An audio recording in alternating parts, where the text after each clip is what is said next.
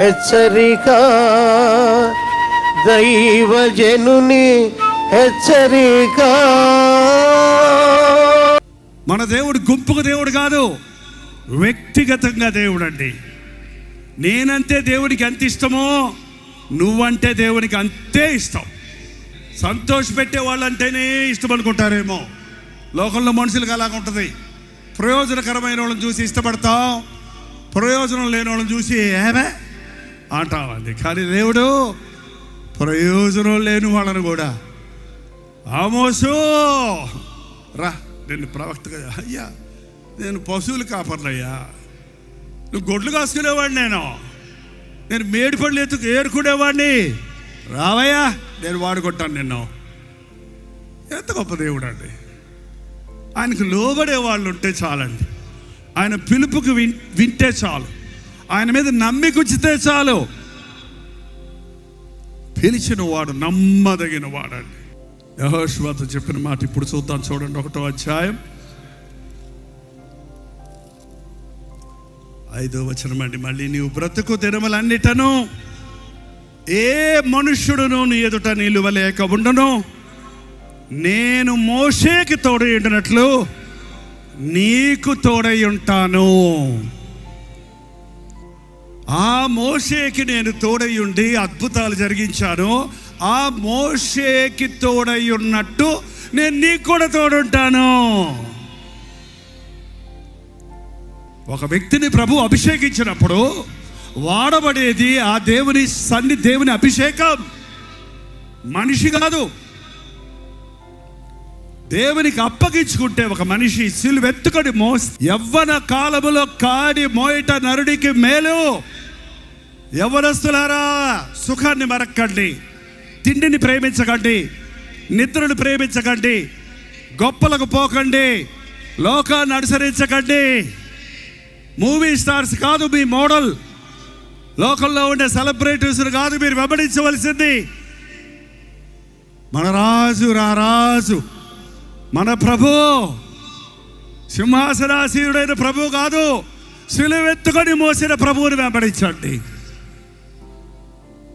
చెమటగారునట్లుగా మోకాళ్ళు ఓడి ప్రార్థించిన ప్రభు మాదిరిని పొందండి. నీ ఒక గొప్ప దైవజనుడు అవుతావు, ఒక గొప్ప ప్రవక్త అవుతావు, ఒక గొప్ప మిషనరీ అవుతావు. నువ్వు దీవించబడతావు, నీ కుటుంబం దీవించబడుతుంది, నువ్వు అనేకులకు దీవెనకరంగా మారుతావు. బతకడం మన కోసం కాదండి. ప్రతి మనుషుడు వాడి కోసమే వాడు బతుకుతున్నాడు, వాడి కోసం, వాడి వారి బిడ్డల కోసం, ఇంకా మించిపోతే వాళ్ళ మనవల మనవరాళ్ళ కోసం. అంతే నా బతుకు. 10 మందికేనా నీ బతుకు?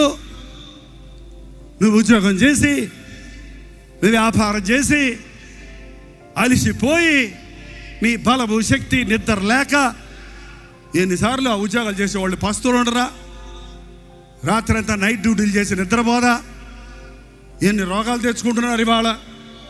కంప్యూటర్ల దగ్గర కూర్చొని మెడ నొప్పి, నడు నొప్పి, షుగర్లు, బీపీలు. దేవుడి కోసం అరిగిపోతే నూతన బలం ఇస్తాడండి దేవుడు. యెహోషువ ఎందుకు దేవుడు అంత మంది ఉంటే మోషే కొడుకులను అభిషేకించలేదు, మోషేకి అన్నున్నాడు అతన్ని అభిషేకించలేదు, మోషే పోతే ఇంకా చాలా మంది ఉన్నారు. కానీ యెహోషువని ఎందుకు కోరుకున్నాడు? యెహోషువని ఎంతమందికి తెలుసండి?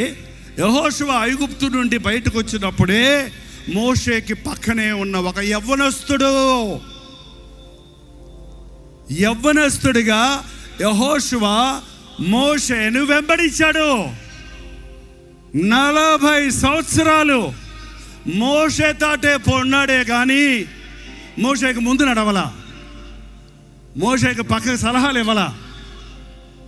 ఏం ప్రయోజనం ఈ మోషేతో ఉంటే? నాకేమొచ్చింది? ఎప్పుడు పనులు చేసేదన్నా నా పని. మోషే కొండ మీద కూర్చొని దేవుడు చెప్పిన మాటలు, తోలు వీళ్ళ మీద 10 ఆజ్ఞలు, ఆది కాండము, నిర్గమ కాండము, లెవియా కాండము, సంఖ్యా కాండము, ద్వితీయోపదేశ కాండాలను రాసినప్పుడు ఆ చుట్టలు ఇంతలా పెద్ద కట్టలు అవుతాయి. అవన్నీ మోసుకొని మోషేకి పరిచారకుడిగా ఉన్నాడు. మోషే కొండ మీద ప్రార్థిస్తుంటే మోషే యెహోషువ కింద కూర్చొని ప్రార్థన చేస్తున్నాడు కొండకి దిగువన. చూశాడు దేవుడు, నమ్మకస్తుడు. దేవుడు సిద్ధపరచకుండా ఒక వ్యక్తిని పైకి హెచ్చించడు. సిద్ధపడే సమయంలో ఎగరకండి. తగిన సమయమందు ఆయన మిమ్మల్ని హెచ్చించినట్లు ఆయన బలిష్టమైన హస్తము కింద అణిగి ఉండండి. దేవుడు హెచ్చించడానికి ఆశపడుతున్నాడండి. యవ్వనస్తులు కాడి మోయట నరునికి మేలు. ప్రార్థన. పరిశుద్ధుడా, ప్రేమగల తండ్రి, ఒక్కసారి నీ నామంలో కూడి వచ్చిన మమ్మల్ని చూడయ్యా.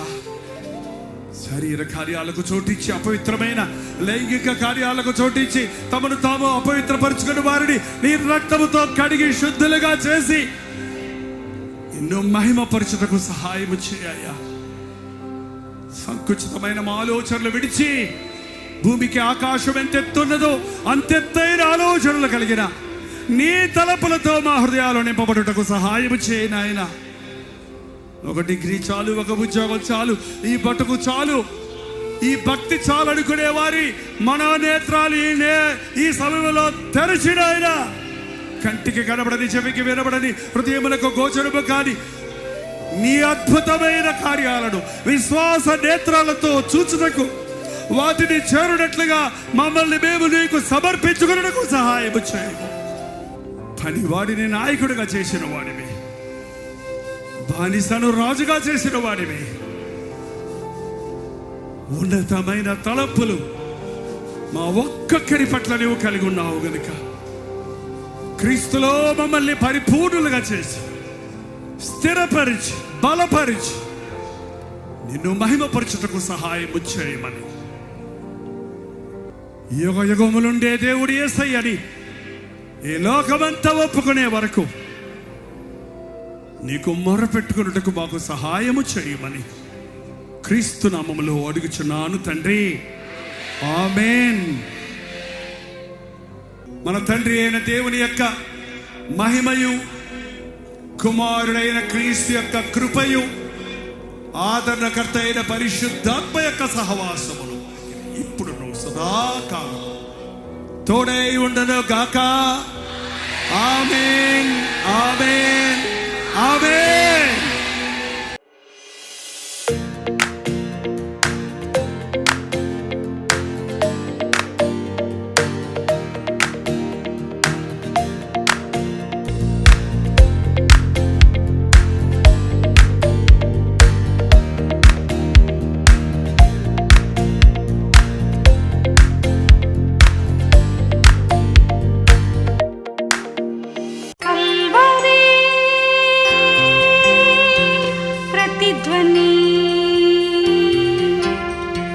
కల్వరి ప్రతిధ్వని